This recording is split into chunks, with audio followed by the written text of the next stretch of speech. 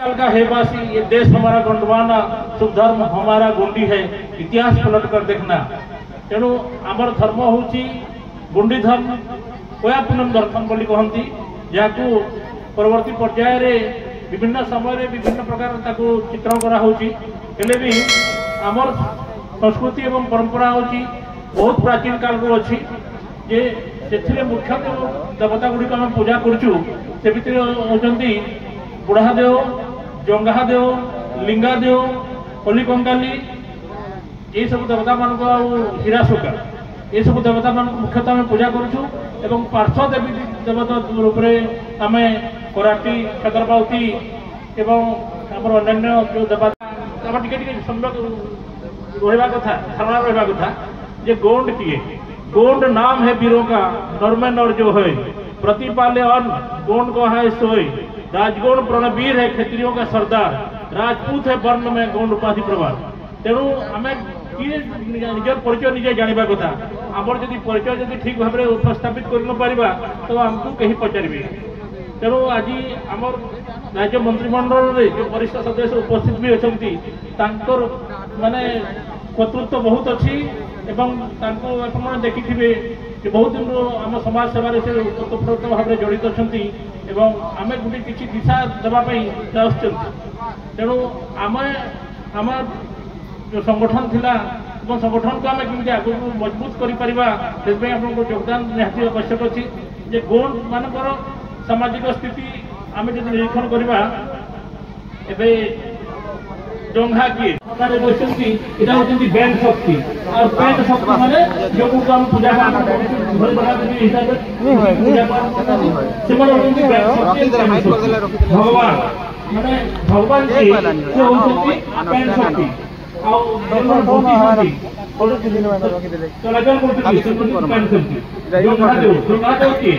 जंघा देवता होती आमर ओडिशा जंघा देव कहूँ अंगादेव बोली माने जो छत्तीसगढ़ महाराष्ट्र अंचल अंगादेव बोली कह ये अनुसार 33टा एक देव, दुई देव, तीन देव, चार देव, पांच देव, छह देव एमती 33टा आमर भाग अच्छे। तेणु से अनुसार आम सुमेरगढ़, लांजीगढ़, हीरागढ़, बरागढ़, चांदागढ़ और गड़सुंगर हिसाब से आम वंश हिसाब से आम भाग पाई। तेणु आम जानवा कथा जे जंघादेव की जंघादेव होती माने गोटे पूर्वतन काल में जो संघर्षरत माने जो युद्ध करते वीररमणी आम जंघादेव पूजा जंघादेव कहूँ। तापर कली कंगाली आम जी आम माँ जी आपको जन्म देती कली कंगाली कहते कली कंगाली मैंने जी आम सगादेव जननी को कली कंगाली एवं जी आपको लालन पालन करती होती आम जंघादेव। आमको शिक्षा दीक्षा जो आपको विवाह जो रास्ता बतई से होती काहंदी परिकृपा लिंगो गोंडी भाषा आम जमी ओडिया माने आचार्य बोली कहूँ सेमती गोंडी भाषा आम लिंगो बोली कहूँ। जो मानक शिक्षा दीक्षा देवे से हूँ लिंगो। तापर आम नृत्य गीत संगीत अच्छी से नृत्य गीत संगीत आप बाणा पाटली सब बाजुला आगे बाजू कम कम बाजी पाटली मैंने जो बाजा बाना बजाऊँ परगणिया मैंने से मैंने होती माने आम संगीत विशारद से गुड़िक। तेणु गोपाल लिंगो जी कि आमको धर्म करुले से सब बाज्य जानी आमर। तेणु जंघा गले, लिंगा गले, आम देख बड़देव की बड़देव बुढ़ादेव, बुढ़ादेव आ दुल्हादेव। बुढ़ादेव घरे पूजा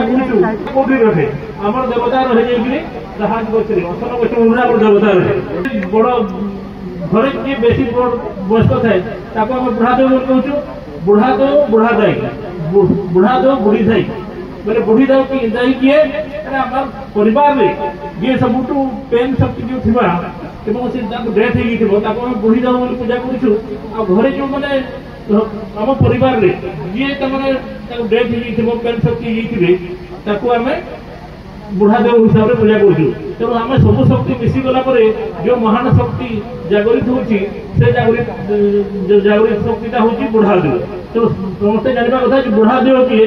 जंघादेव किए आप क्लारिटी हो कथा जे आम देवता आम घरे रहती आम देवता लेकिन साहाजी गचर रहती असन गचर रहती तेणु आम जो असन गचर भी आम जुम्हा राजा ये तैयार हुए आम जो कुपार लिंग से गोटे असन गछ मूल असन गछ फल जो भौरी काटुले से उद्धार पाई कुपार लिंग किंतु से सिद्धिलाभ करते गोटे सेबेल गछ मूल तेणु आम जो देवी मैंने देखते सब जो समलई बमलई सब माँ मैंने जागृत होती कौन से सेबेल गछ मूल तेणु बुढ़ा देव जंगा देव लिंगा देव ए विषय तो कहली बर्तमान आम जा इतिहास आड़ को आपने देखुते जो आम बर्तमान गोटे इतिहास गोटे गठन करूँ ये जेहेतु आम राजा माने महाराज माने गुली खाइले फांसी दिगला उचित भाव में आमको सम्मान दिहे तेणु सम्मान रक्षा करने बर्तमान सरकार बहुत प्रयास कर उपस्थित मंत्री महोदय बहुत चेष्टा कर गोटे महान शहीद थे से जमीदारी बहुत गुड़े इतिहास अच्छी कि सेगुड़िक ठीक भाव में बेसी समय आप नेल्सन मंडेला सुरेंद्र साय बेसी समय कारावास करते अधिका कारावास करते मंत्री साहेब गोविंदारे देश बाहर रोते महापात्र खाल महापात्र छबिल महापात्र तेणु आमको अजଣା अजଣା लगुच सोनपुर इतिहास देखिए सोनपुर इतिहास आम पाटना इतिहास देखा जिते सोनपुर राजा गण राजा थे डोमागण बोली कहते डोमागण डोमागण को मधुकर साय संबलपुर राजा ओसर इतिहास उल्लेख अच्छी मनगढ़ा कथा कहूँ जे 1632 और 1658 ख्रीष्टाब्द मधुकर साय आम संबलपुर राजा से सोनपुर को आक्रमण कले ये जो राजा थे पाटना महाराज निर्देश जड़े राजा राजत्व करते नाम कि डोमागण गढ़ भी अच्छी सोनपुर पूर्व पूर्व एरिया से राज्य स्थापना कर रोते कि ये आसिक पाटना महाराज को अनुरोध करते मत दियो सोनपुर शासन करी कि पाटना महाराज देले ना तत्पर 1932 1951 मसीह सम्बलपुर राजत्व करता मधुकर साय से आसिक डोमागण को युद्ध कले युद्ध करला परास्त करदे डोमागण को डोमागण परास्त होगले यहाँ चौहान मान अख्तियार आसे तेणु ये चौहान इतिहास गौंड इतिहास भल भाव तर्जमा करूँ ये बहुत बड़ी जिनस अच्छी आर उत्पत्तिटा केमती आरंभ हो देखिए सब उत्पत्ति माने किए चौहान कौन किए गौंड कौन प्रकृत देखा गले सब गौंड आप इतिहास को बहुत बही में रिफरेन्स कहूँ से गुड़िक बर्तमान सुरेंद्र साय भी गौंड दायित्व मान बही साहेब परिवार किंतु जिते विभाग गुड़िक अन्य जदि राष्ट्र मान सहित कर पृथ्वी दौरान आम गौंड नो बोली कितु आप इतिहास को जानतु जे आप निश्चित भाव जापर से गुड़िक सब गौंड बोलिक तेणु मत विभिन्न समय पचारती जे आप तो सोनपुर इतिहास विषय लिखु लिखी जे आम आम राज्य हूँ गौंड मान राज्य था एटा आ गए कथा भी गोटे जगह अच्छी मार्क करते जे रामपुर रामपुर रामपुर गोटे गढ़ था परवर्ती पर्याय रामपुर गढ़टा उठी जाकर बर्तमान रामपुर अच्छे यहाँ कौशल इतिहास विस्तृत भाव में अच्छे तेणु मोर वक्तव्य को विशेष किसी आक्रमण नहीं आप सुयोग्य दयाल मैंने आप वीर पुरुष मैंने माँ मैंने मातृशक्ति मैंने पितृशक्ति मैंने भी तेणु आम मनुष्य जीवन धारण लगी 3टा जिनस दरकार एक हूँ शारीरिक सुख 2 हूँ मानसिक सुख 3 हूँ बौद्धिक सुख मनुष्यर माने शरीर लगी 3टा जिनस दरकार एक हूँ शारीरिक सुख 2 हूँ बौद्धिक सुख 3 हूँ मानसिक सुख तेणु ये त्रिशूल आकार में शिव धारणा करते बुढ़ा जो तेणु 88टा शंभु थे 88टा शंभु भितर आमर प्रथम शंभु होती शंभु मूला प्रथम शंभु लास्ट शंभु होती शंकर पार्वती तेणु शंभु